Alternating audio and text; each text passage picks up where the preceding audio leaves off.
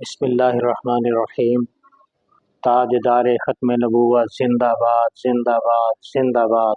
لبیک لبیک لبیک یا رسول اللہ، لبیک لبیک لبیک یا رسول اللہ صلی اللہ علیہ وسلم۔ فیض رضا جاری رہے گا۔ یریدون لیطفئوا نور اللہ بافواہہم واللہ متم نورہ ولو کرہ الکافرون۔ پارہ نمبر 28 سورہ صف آیت نمبر 8 ہے۔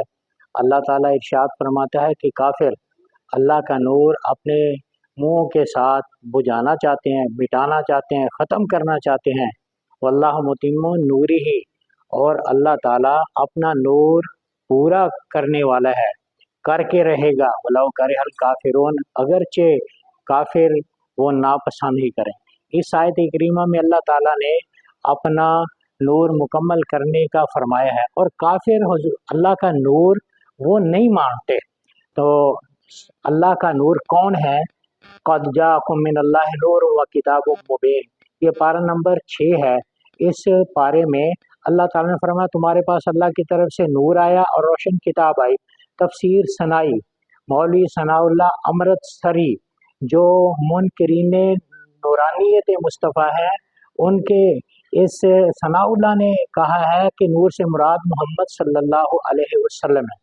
اب دیکھیے نشر الطیب فی ذکر النبی الحبیب، اس میں بھی اشرف علی تھانوی نے کہا کہ نبی کریم علیہ السلام کا نور اللہ تعالیٰ نے آدم علیہ السلام سے 1400 سال پہلے بنایا، اور پھر منکرین نورانیت مصطفیٰ کا مفتی حسان ادریس، ڈاکٹر ذاکر عبد الکریم نائک، نور من انوار اللہ، اللہ کے نور میں سے ایک نور، کنز من کنوز اللہ، اللہ کے خزانوں میں سے خزانہ، آیت من آیات اللہ، اللہ کی نشانی میں سے ایک نشانی۔ وہ کیا کہہ رہا ہے سنیے، وہ کہتا ہے کہ ڈاکٹر ذاکر نائک وہ اللہ کا نور ہے، نور من انوار اللہ ہے، آیت من آیات اللہ ہے، اور کنز من کنوز اللہ ہے۔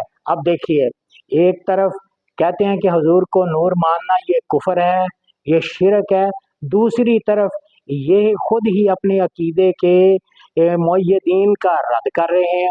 تو عقیدہ وہی سچا ہے، وہی عقیدہ نظریہ درست ہے جو عقیدہ اعلیٰ حضرت امام محمد رضا بریلوی رحمہ اللہ تعالیٰ نے فرمایا ہے۔ وہ فرماتے ہیں تیری نسل پاک میں ہے بچہ بچہ نور کا، تو ہے عین نور تیرا سب گھرانہ نور کا۔ تو حاضرین ناظرین، عقیدہ اہل سنت و جماعت اللہ تعالیٰ کے محبوب علیہ السلام کو نور بھی مانتے ہیں، بشر بھی مانتے ہیں۔ حضور جیسا نور کوئی نہیں۔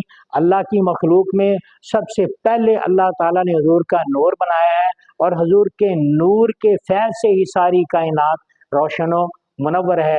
اور حضور علیہ السلام کائنات میں ہدایت دینے کے لیے لباس بشری میں تشریف لائے۔ تو یہ عقیدہ قرآن اور حدیث والا ہے۔